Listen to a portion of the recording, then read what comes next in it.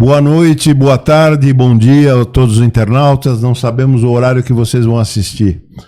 Nós temos mais um episódio, estou muito contente, estou até emocionado.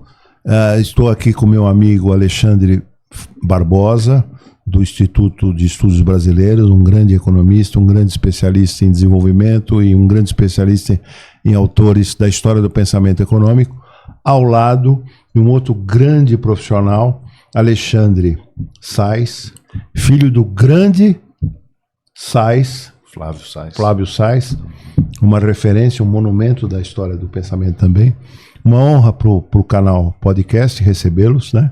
E com a contribuição desse jovem economista que eu conheci hoje, que participou do episódio anterior e acumulou os horários aqui e ele vai voltar. Então ele generosamente topou participar, né? Então nós teremos um mote, teremos um eixo principal que é discutir o livro que vocês acabaram de lançar, aliás, um lançamento lindo lá na livraria da Vila, né? Da Fradique Coutinho, não é isso? E um lançamento muito prestigiado, muito bacana. Então, falar do livro, mas antes eu queria que vocês começassem com um mini Wikipedia, você falar um pouco de você, da sua trajetória, depois do Sais, e aí discutimos. O foco vai ser Furtado, mas vamos necessariamente falar de outros grandes autores, né? Obrigado a todos, viu? Uma honra para nós, viu? Uma honra.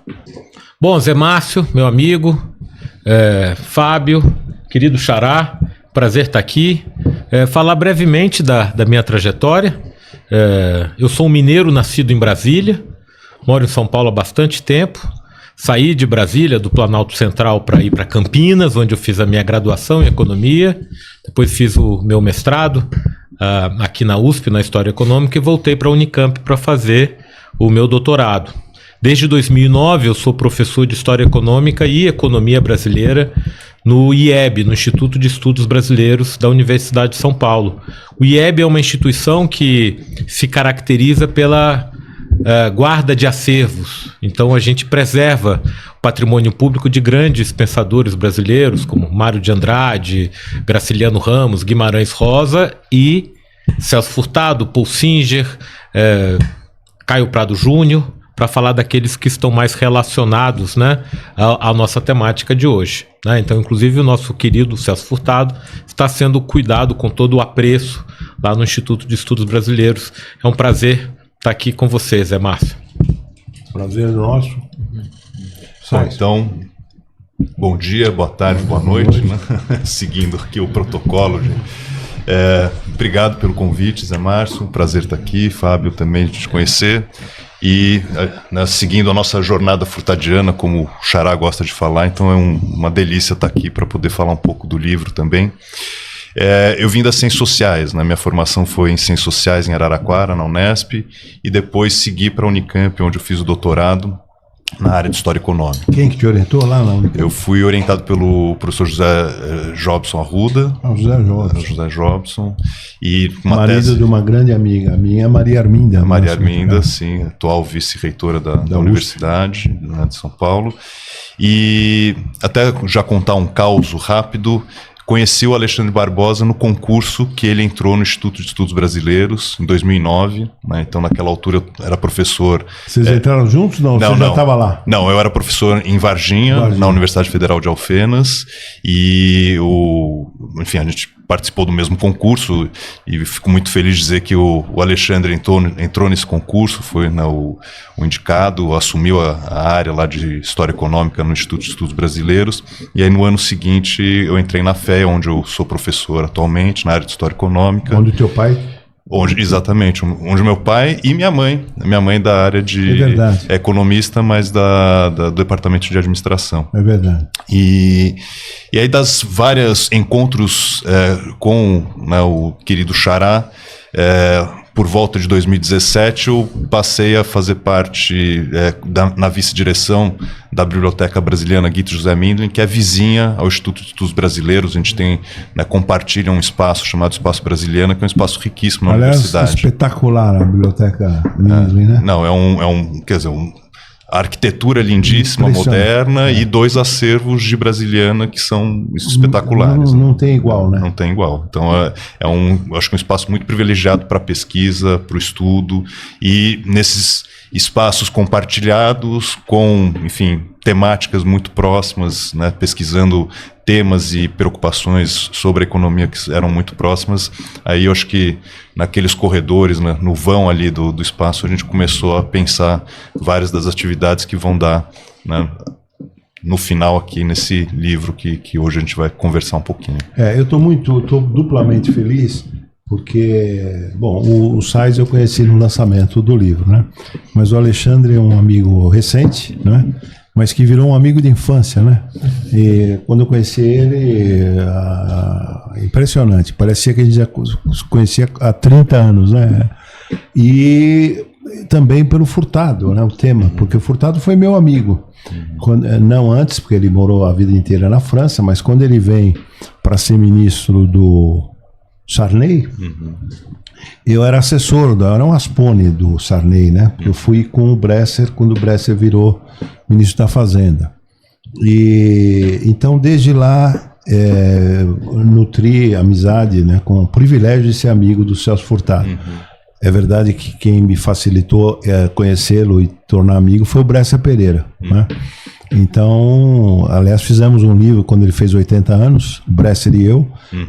Eu insisti no Bresser. Falar sobre isso. Homenagem se faz em vida, homenagem se faz em vida. Nós fizemos A Grande Esperança em Celso Furtado, exatamente, que a 34 publicou. Então, eu estou muito contente de tê-los aqui, por vocês, né, mesmo, e também pelo livro que vai ser o eixo temático da nossa discussão, né?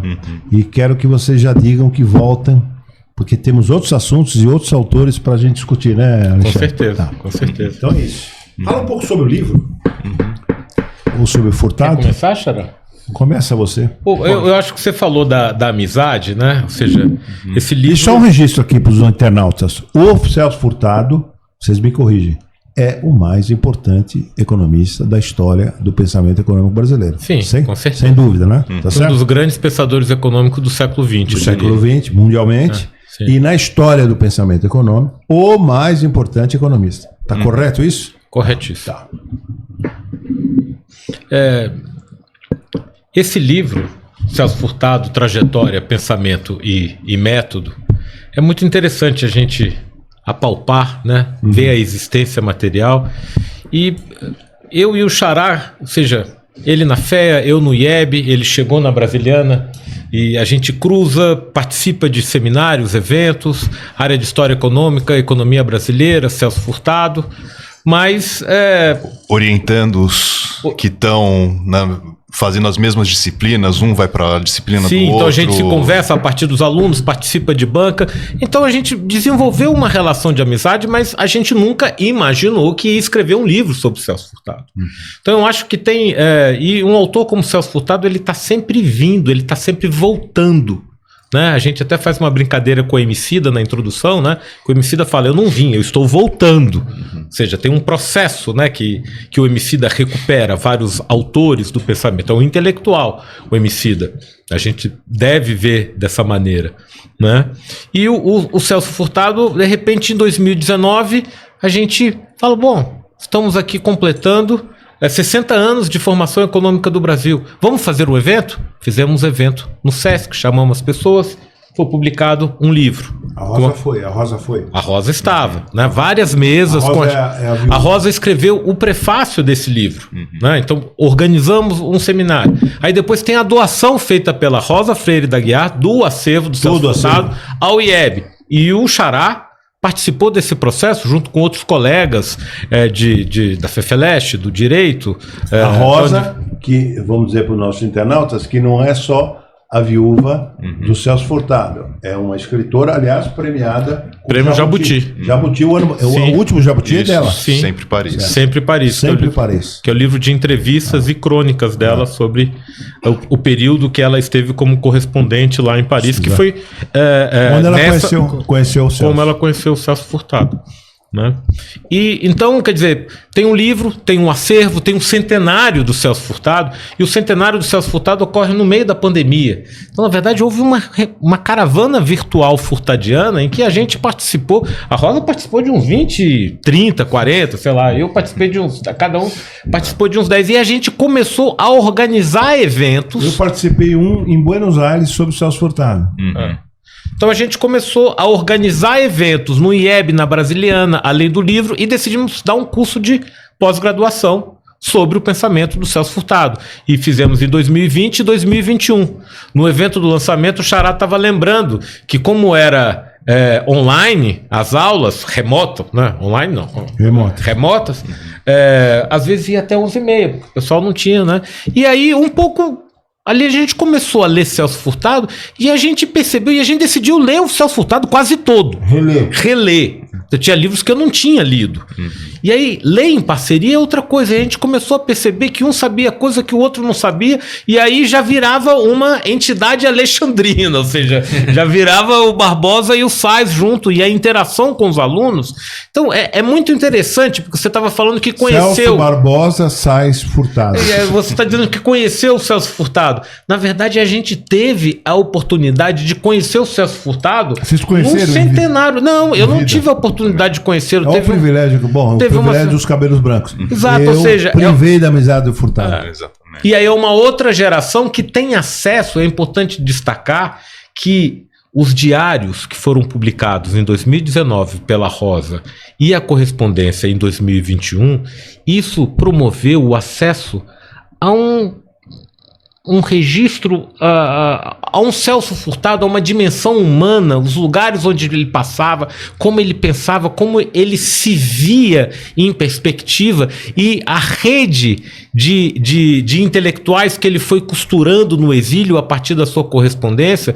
Isso iluminou o conjunto da sua obra. E ao longo do curso a gente ia utilizando a correspondência não que ela veio depois, os diários, o contexto e sempre os livros. E aí organizamos, se a gente for... Não, eu ouso dizer que vocês conheceram o Celso Furtado. É a possibilidade de conhecer de quem não conhece pessoalmente a figura. E você é outro registro de conhecimento. Obviamente que a gente fica imaginando. Tem a cinebiografia, para quem quer se conhecer melhor a trajetória, junto com o livro do José Mariani, que é muito interessante também. Então você vê ele falando ali no final da vida. Então, para quem tiver a oportunidade de ler o livro, o prefácio, até o Ricardo Biechoves cometeu aqui uma fofoca. A gente mandou para algumas pessoas que a gente gosta o livro, né? E ele olhou, eu gostei muito da maneira como vocês organizaram, né, os momentos da trajetória do Celso Furtado, né? Então essa coisa quase que de cortar o autor em pedaços e obviamente, e aí o leitor... Vocês fizeram uma biópsia. E ao mesmo tempo tentar fazer as pontes entre esses vários Furtados, que é o título da introdução, né? Que vão entrando em cena, né, Xará? Então, acho que até para continuar aqui dentro dessa perspectiva, quer dizer, quando a gente organizou em 2019 o livro, na verdade, o seminário que dá o livro Celso Furtado, os 60 anos de formação econômica do Brasil, no fundo a gente estava trabalhando com o livro clássico do Celso Furtado. Então, a gente recolheu em torno de 18, 20 artigos que são, enfim, extraordinários sobre perspectivas, mas muito ainda em cima do Celso Furtado muito conhecido, do Celso Furtado de formação econômica do Brasil, do projeto desenvolvimentista daquele contexto dos anos 50 para os anos 60. E é nesse momento que a gente vai, no centenário, começar a ver os outros Furtados. Furtado escreveu mais de 30 livros em vida, né? Além de todas essas obras publicadas pela Rosa, que além de uma extraordinária tradutora, jornalista, ela teve um papel enorme de manutenção do arquivo e do acervo e de publicações em torno do Furtado. Eu ouso dizer que o Celso Furtado viveu o tempo que viveu também em função da Rosa. A Rosa prolongou o tempo de existência do Furtado. Então tem a constituição do Centro Celso Furtado pouco depois do falecimento, quer dizer, então tem um vigor que é, claro, do Celso Furtado, mas tem um papel dela de liderança dentro do centro para publicar coisas originais, publicar as correspondências, os diários, mas também trabalhos anteriores do Furtado que não eram conhecidos. Então é um autor que tinha muito ainda a ser descoberto. E eu acho que esse é um trabalho que muitas pessoas vinham fazendo, mas pontualmente. Então, alguém que estudou a cultura. Então, tem lá, né, autores que estão lá se debruçando sobre o papel do Furtado no Ministério da Cultura ou sobre as questões em torno da cultura. Tem o Furtado das questões regionais, pensando no Nordeste, trabalhando na Sudene, né? E o que a gente foi vendo é que existiam vários Furtados, às vezes muito fragmentados, e que de alguma forma faltava ter um pouco esse olhar mais panorâmico sobre o Celso Furtado. E isso a gente começou a construir dentro da disciplina. Né? Foi junto com os alunos, isso que eu acho que é o espaço da universidade sempre muito favorável para que a gente possa, enfim, pensar, refletir junto e entender o que precisa ser feito, como fazer e etc., que a gente começou a bolar um pouco o que seria essa estrutura de um possível livro. O Fábio Lousado, que foi o nosso ilustre convidado na entrevista anterior, é economista de formação, não é? Sim, sim. E você teve contato necessariamente com o Celso Furtado, sim, né? sim, Claro, sim. você não é especialista. Sim, Furtado, sim. Se você quiser fazer algum comentário, alguma pergunta sobre o Furtado para eles? Não, eu acho bacana a gente trazer até para o contexto atual de economia, porque eu lido hoje com investimentos, mercado financeiro, banco, uma economia que a gente fala uma economia real, no dia a dia, empreender, os desafios do Brasil, etc. O que a gente pode, fazendo uma leitura atual da economia, aproveitar em relação ao contexto que era do Celso Furtado na época? O que você pode aprofundar nesse sentido? Trazendo principalmente as pessoas de hoje, os dilemas de hoje, porque quando a gente fala muito traz muito esse história do pensamento econômico, a gente fala muitas vezes com uma bolha. Como que eu falo para as pessoas em geral, para a economia em geral, a importância do Celso Furtado e como que a gente pode refletir isso nos dias de hoje? Eu acho que aqui a gente pode responder de duas formas. Eu vou começar com uma, depois eu vou passar para o Xará, acho que dá a continuidade. Eu sou economista menos economista, tá? Não. Eu sou economista menos economista. Não, de forma alguma. Eu acho que assim, primeira questão que tem a ver com essa introdução, né, que o Alexandre comentou, são os vários Furtados. Né? Então, o que a gente foi descobrindo era um pouco essa trajetória, né, de mais ou menos 60 anos de produção intelectual, mas também mais do que produção intelectual, atuação política. Né? Ele é um economista comprometido com a transformação do país. Né? E só não está na linha de frente no momento que ele vai para o exílio, e 20 anos de exílio, mas mesmo assim ele está comprometido em refletir como, né, produzir formas de transformar o país. Então, o que a gente percebe é que é um Furtado que está a todo momento mobilizando as ferramentas possíveis da economia, das ciências sociais, para, primeiro, fazer um diagnóstico, compreender, afinal de contas, o que é esse país inserido internacionalmente, o que é esse país dentro de um determinado contexto. E depois, usando essas ferramentas, também criando mecanismos para propor intervenções, né? Intervenções de transformação. Né? Então, os vários Furtados são Furtados que estão lá nos anos 40 para os anos 50, por meio da história, por meio, né, da economia que ele vai, acho que, se inserir de um projeto sobre a economia latino-americana dentro da CEPAL, quer dizer, então vai percorrer a América Latina, vai conhecer a América Latina, num contexto em que pouco nem dados se tinha sobre a América Latina, quer dizer, estão construindo os primeiros grandes relatórios para saber o que os países da América Latina. Então, é um primeiro momento onde há um projeto, há uma proposta de intervenção e que, de certa forma, isso se consolida no Brasil com instituições como a Sudene, como uma proposta de plano, que é o plano trienal, né, num contexto bastante agônico lá, que é, né, o período do Jango e o golpe militar. Né? E aí, a partir daí, ele vai, quer dizer, necessariamente ter que rever o que ele pensou E aí, eu acho que é o ponto que talvez, me parece, são contribuições relevantes do livro, de mostrar como ele vai repensar o Brasil e repensar o capitalismo, que são 2 capítulos que a gente chama, que é ele tendo que, de fora agora, né, excluído da política brasileira por conta do exílio, por conta, né, de ter sido caçado, de buscar novas ferramentas para avaliar por que o projeto não deu certo, quais são os desafios desse capitalismo que muda, e muda muito profundamente nos anos 70, uma economia internacional em profunda transformação, e ele vai captando isso, né? E aí eu acho que eu passo aqui para o Xará, porque por mais que sejam vários Furtados, que depois vai buscar a cultura para entender a democratização no Brasil e a cultura, é um Furtado que tem continuidades importantes. Quer dizer, ele muda, mas muda com elementos que são centrais, que aí é a formação do economista. Quer dizer, quais são os elementos do método e do que... Né, eu queria fazer uma observação antes do Alexandre Barbosa, professor Alexandre Barbosa, fazer o comentário dele, que o Furtado, você é um economista, mas você é um economista do mercado. O Furtado foi um economista do Estado, tá certo? Um economista do Estado. Diferentemente, por exemplo, do nosso Roberto Cochrane Simmons, que foi um economista, foi um sociólogo, foi um do mercado. Quer dizer, o Roberto Cochrane Simmons nunca exerceu um cargo, a não ser na política partidária, mas nunca teve, não foi policy maker, né?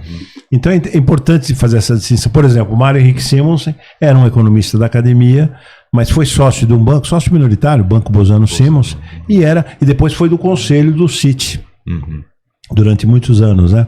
Então, tem uma primeira diferença, tá certo? Quer dizer, o Furtado, diferentemente de você que é economista e está no mercado, ele era um homem preocupado, um homem de governo, né? Aliás, uma observação antes de passar para o Alexandre, a turma cobra, isso ele respondeu para mim, acho que está até no livro. A turma cobra, você na tua tese de doutorado, orientado pelo Maurice Bier, né? Você cita o Caio Prado Júnior, e no Formação Econômica não aparece na bibliografia o Caio Prado. Ele faz uma resposta muito honesta intelectualmente. Olha, eu queria ser um homem de governo, preocupado com o desenvolvimento, com o Brasil, etc. E eu, por precaução, não coloquei mesmo porque era marxista, etc., e eu poderia prejudicar na minha inserção. Então ele foi muito honesto. Você sabe dessa passagem que ele fala, né? Que ele de caso pensado... Está no Conversa com o Economista. Está no Conversa, está certo? Ele pôs... não, então é isso. Perdão. Eu acho que é interessante, tentando ver como responder essa questão do Fábio e dialogando contigo. Vamos nos transportar ali para 1959. Que é o momento que sai a formação econômica do Brasil. Imagina, 1959, você não tem curso de pós-graduação em economia. Só começa em 65. Já começa. E ele chega, e é um livro que ele escreve em 3 meses, no tempo vago, no tempo que ele rouba dos seminários em Cambridge, que ele vai ter um grande economista, o Nicholas Calder, a Joan Robinson, o Amartya Sen, o indiano, que vai receber o prêmio Nobel, um grupo que está ali, dos economistas de Cambridge, e o Celso Furtado é convidado para participar desse... Piero Sraffa também estava lá, né? Então o Celso Furtado está querendo se distanciar um pouco da CEPAL e ter tempo para estudo. Então ele vai no final de 57 e volta no início de 58. No meio de 58 ele já é chamado para trabalhar no BNDES e quer BNDE na época, e diz que aceita ser diretor se tiver uma área criada para o Nordeste. Olha que interessante. Então ele, em 48, no doutorado dele em economia na Sorbonne, é um doutorado mais de história econômica. Sim. Aí está citado o Caio Prado inteiramente. Né? E aí, nesse período do Caio Prado e o meu Roberto Cochrane Simmons, tá certo? Então o Furtado, ele tem muita fortuna, mas eu diria que ele tem mais virtude. Ou seja, fortuna porque ele vai para o Chile, para a CEPAL, meio que indicado pelo Eugênio Goudin, pelo Otávio Gouveia de Bulhões ali, que são economistas liberais, ninguém dava nada por essa instituição que vai renovar o pensamento econômico. É lá que ele vira economista. Depois que ele faz vários relatórios dos países, participa dos cursos, da formação, de todo o debate, trabalha em técnicas de planejamento econômico que exige o conhecimento do mercado grande para pensar em técnicas de planejamento econômico. Nesse seminário que ele está querendo olhar para, né, compreender melhor a realidade, ele decide escrever um livro que ele sempre via nos países que ele ia, um livro de introdução. Então ele fala que nem é um livro de história econômica, né? Ele é um estudo analítico da problemática econômica sem a qual não dá para entender a história. Mas na verdade ele está fazendo uma fusão entre teoria e história e criando um gênero novo, como o Fernand Braudel iria dizer. Ele não sabe exatamente o que ele está fazendo isso em 3 meses, porque na verdade de 48 a 57, ele está escrevendo esse livro na cabeça. Impressionante. E esse livro que ele está escrevendo não é mais um livro do economista Cepalino. Agora ele vira Celso Furtado. Ele criou um gênero novo, que não é teoria, não é história. E ele, por exemplo, ele não vai contar tudo o que aconteceu na colônia. Ele vai pegar o decisivo na colônia. Exatamente. Aí ele vai pegar depois, no açúcar, em Minas Gerais, no Nordeste. E onde é que aparece São Paulo? São Paulo aparece no café, na economia de transição para o trabalho assalariado. E me permite uma observação exatamente nesse ponto. E aí eu faço lembrar a observação do Fernando Novaes, nosso querido Fernando Novaes. Os historiadores cobram do Celso Furtado a reconstituição que ele faz não é uma reconstituição historicamente robusta, né? Aí a observação do Fernando Novaes é maravilhosa. Ele diz, olha, sabe a diferença entre o historiador e o economista? O historiador até explica, mas ele explica o fim último é reconstituir. Ele explica para reconstituir. O historiador. O economista, ele até reconstitui, mas ele reconstitui para explicar. Sim. Então esse é o Furtado. E ao fazer isso, ele está lançando hipóteses para os historiadores. Claro. Em 2009, a Rosa Freire da Guiar, que a gente falou aqui algumas vezes, ela lançou a edição cinquentenária com a Fortuna Crítica. Sim. E ali eu tenho um prefácio do Ruggiero Romano, italiano, do Ignasi Sachs, polonês, do Frédéric Moreau, Polonês, francês. radicado na França, né? Sim. Então, nesses prefácios é impressionante. E vários historiadores que, num deles, eu acho que não sei se é a Emília Viotti da Costa, que chega e fala, olha, ele está colocando hipóteses que sejam corretas ou não, estimularam anos de pesquisa dos historiadores. Né? E é isso que é interessante. E ele diz que é esse um dos objetivos. Mas o que é interessante é o seguinte, ele escreve o livro para o leitor que está na mão continuar o processo histórico junto com ele. É verdade. E esse acaso, ou seja, ter ido para a CEPAL quando a CEPAL não era nada, e depois ter ido para Cambridge, escrever e voltar e entrar no Brasil com a sua obra sendo publicada no governo JK, depois que eu tenho a seca de 58 e precisa de alguém, e ele aparecer no Palácio do Rio Negro.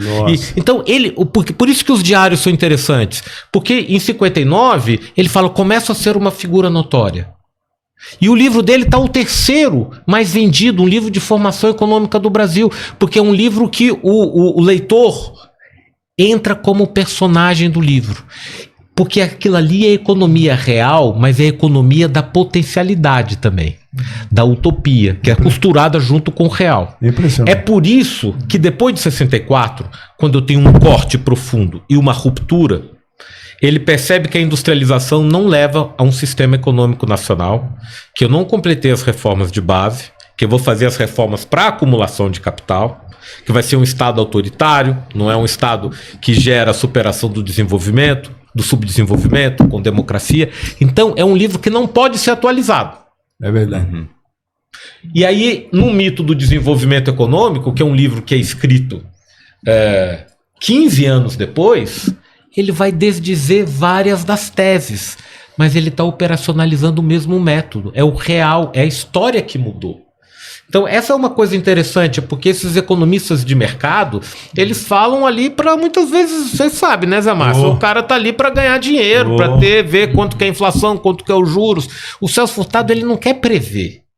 O objetivo dele é construir uma totalidade para os agentes atuarem sobre esse processo. E eu me pergunto, Xará, se hoje nós temos alguma organicidade na economia brasileira que permita eu dar um sentido para aqui ou para lá, ou quais são os atores decisivos. As coisas ficaram complicadas depois de 1980. Né? Ele é um sortudo, até em detalhes. Vocês lembram, sabe, disso? Quando ele está enviando Só lembra que a virtude é maior do que a fortuna. Sim. Muito mais. 90% virtude e fortuna 10%. Mas olha a fortuna. Ele está despachando o livro, essa passagem é maravilhosa. E o cara, o que está fazendo? Ele encontra um cara no correio, não sei lá, na remessa. O que você está fazendo? Eu estou mandando o meu livro. Mas você está mandando, mas você tirou cópia? Não, então não tirei. Você não tirou cópia, você está mandando. E aí ele, lembra dessa passagem? Faz um microfilme. Ele faz um microfilme. E não é que o original é perdido, cara. É perdido o original, lembra disso? Sim. E claro. Ele é sortudo. Aí ele pega o microfilme e bate na olivete dele, senão o livro estava perdido. Agora, uma coisa que é interessante, eu acho que para quem está querendo ler o livro e ainda não se decidiu, né, Xará? Mostra de novo a capa. Porque... Maravilhoso o livro. Já li metade. O que a gente tentou fazer foi, de uma linguagem acessível, costurar a trajetória, o pensamento e o método. A gente acha que o segredo está no método. E a gente percebeu também que existem muitos livros sobre o Celso Furtado, sobre o pensamento do Celso Furtado. Então a gente quis dar uma condensada nesse material que o leitor comum teria que ficar lendo em vários locais. Então, por exemplo, essa história do manuscrito perdido está lá. Tá lá? Tá então, lá. A gente sintetiza aquilo que a gente julgou o principal e como ele atua interagindo com o seu pensamento, formando a sua trajetória a partir da matéria do contexto histórico. E às vezes o contexto histórico o espelho, como no golpe de 64. Né? E aí depois ele volta. Então esse processo de fusão, expurgo, a reacomodação quando ele volta na redemocratização, que economista é esse que vai virar ministro da Cultura e não o ministro da Fazenda? Porque não aceita os acordos que estão sendo tramados já com Tancredo Neves. Inclusive ele tem que ter uma posição forte, dizer, olha, nós precisamos, não podemos aceitar esse acordo com o FMI. Precisamos renegociar a dívida externa. E ele vaza esse tipo de informação e ele é meio que cuspido. Ele fala, não existe espaço no mundo tancrediano para mim. Aliás, tem a famosa passagem da Copag, não é? Lembra da famosa? Aí o Serra põe as garras dele, né? E começa a administrar a coisa. Sim. E todo mundo fala... Tá lá no diário. Tá lá no diário. E o Furtado, né? Aí o Tancredo, não, esse menino aí, ele viu, esse menino, se eu deixar ele como ministro da Fazenda, o Serra, o presidente vai ser ele. É maravilhoso o Tancredo. O Tancredo, com aquela sabedoria, você tá numa roda, fale muito das coisas, pouco dos outros, e nada de você mesmo. Eu faço tudo ao contrário, né? Eu faço, exatamente. E o Furtado, você lembrou muito bem, ele foi, de alguma maneira, posto... Lembra, o Tancredo depois o sobrinho, né? O Chico Dornelles, né? Tá certo? Mas, desculpa. Deixa eu trazer aqui a questão do mito, que eu acho que é interessante, até para voltar para a questão do Fábio. Porque quando ele escreve o mito, e aqui tem até uma convergência curiosa, né? O Formação Econômica do Brasil ele escreve em Cambridge, quando ele sai da CEPAL e passa um ano sabático para justamente estar junto aos pós-keynesianos, tentando entender o que ele chama da dinamização do modelo econômico, como pensar esse modelo econômico e tentar, né, enfim, encontrar as variáveis para pensar as economias periféricas. E quase 15 anos depois ele vai, né, volta a Cambridge entre 73 e 74. E 73 e 74, quer dizer, primeiro são 10 anos que ele está fora do Brasil. 10 anos por conta do golpe de 64, 10 anos que tem 68, onde o regime militar, a ditadura militar se torna ainda mais, né, violenta, e ele percebe que dali vai ser muito difícil, né, ter um retorno rápido para o Brasil. Então, quer dizer, tem uma carga pessimista muito grande. Em 73 tem também o golpe no Chile e o Allende, né? Então, quer dizer, ele vai para o Chile, acho que aliás, ele vai para Cambridge, ele retorna a Cambridge num cenário muito pessimista, e pessimista como o Alexandre falou, quer dizer, precisando rever, quer dizer, o que aquele projeto, né, que de certa forma guiou e construiu, né, e é interessante ouvir de vários, né, a conversa com os economistas é fantástico, você vê como uma geração enorme de economistas se formou, independentemente do viés ideológico, posição política, se formou lendo o Celso Furtado. Tem uma passagem clássica do Fernando Henrique Cardoso dizendo: a minha geração entendeu o Brasil a partir de formação econômica do Brasil, incorporou os conceitos econômicos a partir de formação econômica do Brasil. E desenvolve a obra dele, o FHC, querendo se contrapor, de alguma maneira, a crítica que eles fazem à CEPAL, ao Prebisch e ao Furtado, não é? Veja, você está bom, legal a análise de você, mas é muito economicista, né? Muito economicista. Está faltando sociologia, está faltando a luta de classe, está faltando, né? Então, dependência e desenvolvimento na América Latina, subtítulo: um ensaio de interpretação sociológica. E é isso, é uma geração que, mesmo de, vamos dizer assim, herdeiros furtadianos em Campinas, ou mesmo no SEBRAP, quer dizer, você tem grandes herdeiros furtadianos que estão fazendo críticas ao nacional-desenvolvimentismo, né, ao estruturalismo, e de certa forma o Furtado está tendo que lidar com essas críticas e pensar um pouco como reformular um projeto de desenvolvimento. E o Mito, eu acho que é nesse momento uma virada, né? Então nos diários tem a famosa passagem, né? Ele está andando ali nos corredores de Cambridge, e ele fala: putz, e os mitos em que eu acreditei, né? Será que, né, são os mitos que guiam nossa disposição? E ele precisa então entender quais são esses mitos e formular respostas a esses mitos. E um material que para ele me parece bastante importante é o famoso relatório do Grupo de Roma, os limites do crescimento, e que ele vai falar: bom, tem um impasse, que é um impasse, quer dizer, a Terra tem um limite do crescimento, né? E como que a gente consegue, será que é possível reproduzir esse limite, ou esse projeto de desenvolvimento que perseguimos, da modernização, etc., para todo o planeta? Ele fala: bom, isso daí não é viável. Assim. E vale a pena vocês falarem da trilogia, né? Como é que é o título? Fala para os nossos internautas, a trilogia. Da autobiográfica. Como é que é o nome? Como é que é o título? É a fantasia organizada. A fantasia desfeita e o Ares do Mundo, né? Isso. Que seria... isso é interessante. Além da fantasia. Exatamente. Ia se chamar Além da Fantasia, que é o momento que ele é escorraçado para fora do país. Né? E o editor deve ter falado: bom, Ares do Mundo me parece que é mais além da fantasia, remete aqui. A gente até fez um evento na Unicamp, né? Uma exposição do acervo que se encontra no IEB, fazendo um pouco, trabalhando com essa noção de além da fantasia, quase como se eu tivesse, bom, agora acabou a fantasia, o sonho, a transformação, eu vou, não vou pendurar chuteiras, né? Eu vou tentar entender o que aconteceu, e isso vai dar, e a coisa de você ler nos diários, porque eu sempre dava em sala de aula o mito, né? E falava: isso aqui é uma autocrítica. E na hora que você vê ele falando os mitos em que acreditei, ou seja, ele está se referindo, mas ele nunca vai dizer eu estava errado, eu mudei. Porque na verdade foi o processo histórico. Não existe erro no tipo de formulação como o Celso Furtado, porque o objetivo dele não é prever. É um outro tipo de economista, que é um economista cientista social. Agora, é diferente do Mário Henrique Simonsen, é diferente. Mesmo o Roberto Campos é muito mais parecido com ele nesse aspecto, porque era um homem de Estado também. Homem de Estado, e isso se vê Mas você, tem se você lê o Lanterna na Popa, do Roberto Campos, você vê exatamente isso daí, tá certo? Uma coisa só que eu queria retomar, essa coisa do Fernando Henrique.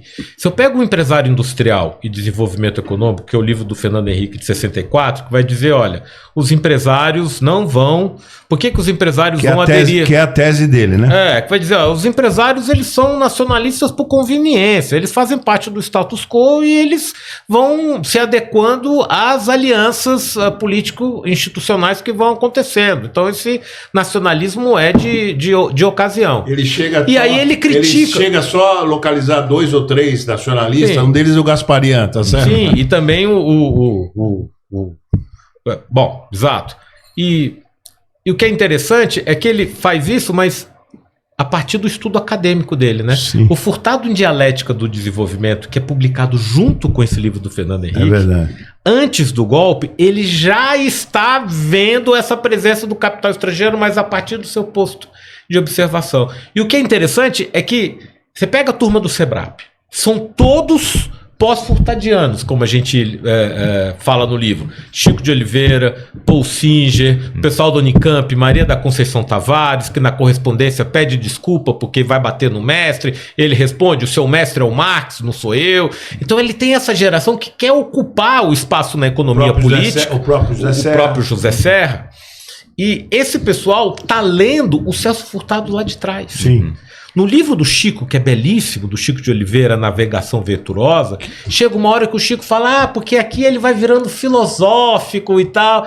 Ele, na verdade, ele está subindo, pegou carona no Celso Furtado, no método, o desenvolveu à sua maneira, com as categorias marxistas, e coloca o Celso Furtado que ele olha no retrovisor. O Celso Furtado que está dando a resposta à sua maneira na frente, ele não quer ler e chama de filosófico. É isso que é interessante. Maravilha. Ele está sempre se reinventando. Maravilha. E nessa ideia de se reinventar, Criatividade e Dependência, que é escrito 4 anos depois do Mito, 1978, ele termina justamente nessa ideia, propondo novos caminhos. Então ele fala, olha, tem um problema, o capitalismo da forma como dá, não tem espaço para a periferia se desenvolver de maneira adequada. Então ele vai propor um projeto de transformação da sociedade e que vai caminhar com coisas super interessantes, com pautas sobre, olha, é preciso pensar a questão da cultura, é preciso pensar a questão ambiental. Eu falo, são pautas universais, inclusive a questão de gênero, que ele fala, são pautas universais que não são as pautas defendidas mais lá da minha geração dos anos 50. É preciso construir novas pautas universais que problematizem o consumismo, que problematizem os aspectos miméticos da forma de consumo e cultura. Então ele está propondo um outro caminho. Me permitam uma lembrança aqui, que ele falou para mim N vezes e está no Conversas. A questão da dependência, ele já tinha escrito um livro sobre dependência e publicado antes do coisa. Essa coisa da dependência eu já tenho, Zé Márcio, eu já tenho um livro. É claro, ele fala que os meninos, né, o Enzo e o Fernando Henrique, desenvolveram e introduziram a coisa sociológica, a coisa do embate de classes, etc. Mas ele já, inclusive na dependência, ele já saca. Quem tem um artigo clássico sobre isso é o Saivo, então eu deixo para ele, que foi mapear, fazer uma análise filológica. Tem mesmo ou não? Não, ele tem nos anos 50 um livro chamado, né, que tem o termo... Tem o título, né? O título é Brasil, uma economia dependente. Dependente. Mas ele não aprofunda. Não, e eu diria o seguinte, que o tema está lá, a questão, evidentemente, desde o começo para o Furtado, existe, né, uma forma de inserção da economia periférica que é dependente, então isso é parte desde sempre. Mas eu acho que tem um elemento novo que vai aparecer no pós-64, especialmente, que ele mesmo, tendo que rever a sua perspectiva, ele vai trazer, e aí acho que a perspectiva do Fernando Henrique e do Enzo contribuem para ele também conseguir... acho que captar isso de maneira mais clara, presente, que é a dimensão política e a dimensão cultural. E também o fenômeno da globalização, que quando eles escrevem, o Enzo foi meu amigo, um amigo mesmo de eu frequentar lá. E quando eles escrevem, o fenômeno da globalização, nem tinha esse nome, chamava internacionalização. Aliás, o capítulo 4 é a internacionalização do mercado interno. Já é possível captar, coisa que ele nos anos 50 não dava para captar, porque não estava explicitado. Não. Tá certo? É isso. E é o que é um pouco que a gente propõe, quer dizer, a cada contexto histórico, quer dizer, o Furtado não está se repetindo, ele está se refazendo. Mantém-se o método, mas ele capta as mudanças da transformação do capitalismo, da conjuntura e propõe novas saídas. Eu acho que essa é um pouco assim. Agora, um registro que tem que se fazer, um cara impecável do ponto de vista comportamental, um cara que não fez fortuna sendo policymaker, não é? Há outros, inclusive até amigos meus que eu não vou poder citar aqui, né? Que fizeram fortunas. Fica à vontade. Mas, então, tem isso. Quer dizer, um homem de Estado impecável, eticamente, comportamental, né? Impressionante. Desculpa, você ia falar aí. Acho que até não só a questão do Celso Furtado, queria fazer uma pergunta para vocês de alguém que quer estudar e aprender mais sobre Celso Furtado. Por exemplo, eu tenho alunos do mercado financeiro que não fizeram economia, finanças, e querem saber mais sobre Celso Furtado. Por exemplo, só o livro de vocês já basta? Ajuda muito. Ou pega o livro, mais dois ou três? O livro deles já dá uma... O livro de vocês... Isso que eu queria entender dá uma mais. entrada maravilhosa. Acho que é legal isso, falar do livro, se precisar aprender mais alguma outra coisa, outros livros que vocês recomendam. Alguém que não está nesse mundo, que é de finanças, mas não entrou no mundo de economia. Não, o livro de vocês é uma excelente entrada para o Furtado. Legal. Eu acho que ele cumpre. É um elogio, eu diria que é um baita elogio e é um dos objetivos da gente ter escrito isso. uma excelente. Então vamos levar para o mercado financeiro. Porque ele não tem muita citação, mas ele, obviamente que a gente cita os autores que falaram sobre o Celso Furtado, mas ele cita muito a obra do Celso Furtado, não no sentido de ser aquela coisa pesada, olha, ele está aqui fazendo uma exegese, não, porque a gente está fazendo a leitura dos livros. E aí, eu, por exemplo, qual que foi o primeiro Furtado que eu fui ler? Eu fui ler eu sou um pouco mais velho que o Xará. Então saiu o Fantasia Organizada em 85. Eu estava entrando na universidade em 88, 89. Eu já fui ler o Fantasia. Eu li o Fantasia Organizada antes de ler o Formação Econômica do Brasil. E o Formação Econômica do Brasil é engraçado, a gente já conversou um pouco sobre essa coisa das gerações que leem Formação Econômica do Brasil. Porque é um livro que é obrigatório ler na graduação em Economia e em Ciências Sociais, a maioria dos cursos. Só que é um livro que ele fala perspectiva dos últimos decênios. E ele termina ali nos anos 50, 60. Como é que faz se o livro não tem atualização? Perfeito. Como é que faz para entender o método, né? E a economia? Bom, aí vai ler outros livros do Furtado. Tem a obra autobiográfica. Então, na verdade, a gente até menciona isso na introdução, né? Um dos nossos objetivos é que o leitor saia correndo e fala, bom, é esse livro do Celso Furtado que eu vou ler agora. É um pouco... O Edu está aqui, o tempo estourou, mas eu quero fazer o seguinte convite. Preciso. Nossa, tinha tanta coisa para falar. Não, fique tranquilo, é o seguinte, eu vou fazer aqui em público aqui. Olha, need, can and should. Necessita, pode, deve. Vocês têm que voltar. Aliás, viu, Edu? Aqui já na saída, não vamos fechar uma data. Vocês precisam do segundo episódio, eu concordo com você. Tem muita coisa para se falar. Tá ótimo. E o segundo episódio, nós vamos marcar já hoje aqui na saída, tá certo? Agradecer demais. Então, esse é o primeiro round. Vai ter o segundo round. E a colocação do Lousada foi muito boa. Quer dizer, como é que esse livro é interessante? Essa é uma belíssima introdução, uma introdução sofisticada e séria, de só quem conhece muito sobre Furtado poderia escrever. Eu, por exemplo, não poderia escrever um livro desse, como vocês escreveram, não poderia. Quem conhece muito a fundo o Celso Furtado, essa é a introdução. Vocês conseguem ser profundo, e vocês não li todo, li metade, e vocês conseguem ser profundo sem ser pesado, quer dizer, é didático. Então, que bom. Então vocês voltam? Claro. Para o segundo round? Claro. Voltam para o segundo Combinadíssimo. round, tá bom? Até porque tem muita coisa da obra dele, só um parêntese, tem muita coisa da obra dele que as pessoas... Porque o pensamento econômico, eu falei que nos anos 60, só nos anos 60 que você vai ter os cursos de mestrado, né? Hoje você tem no Brasil curso de doutorado em economia em tudo quanto é lugar. E aí nos anos 90, o que sai do Celso Furtado? Vai sair em 92 um livro chamado A Construção Interrompida e um outro livro chamado O Capitalismo Global. Um de 92 e outro de 98. Livros fininhos, assim, de 90, 100 páginas. E ele vai fazer uma reedição de um livro chamado Introdução ao Desenvolvimento, Enfoque Histórico Estrutural. Ou seja, o cara sai de uma teoria para um enfoque. Ali tá, né? E esses livros, para as pessoas que não localizam, a gente tentou localizar, organizar esses furtados e para que cada um deles pode ajudar. E na hora que ele vai falar de um mundo multipolar, em 98, nós estamos falando em globalização, acabou a União Soviética, os Estados Unidos é o centro do mundo, e ele está falando que o mundo é multipolar. Ele não é visionário, ninguém aqui cultua, mas ele está percebendo as forças que estavam já mais ou menos se direcionando para o universo. Ele já está falando da China, aqueles que são os fatores portadores de futuro. Né? Alexandre, o tempo esgotou, mas a gente pode dizer, eu queria que vocês me confirmassem,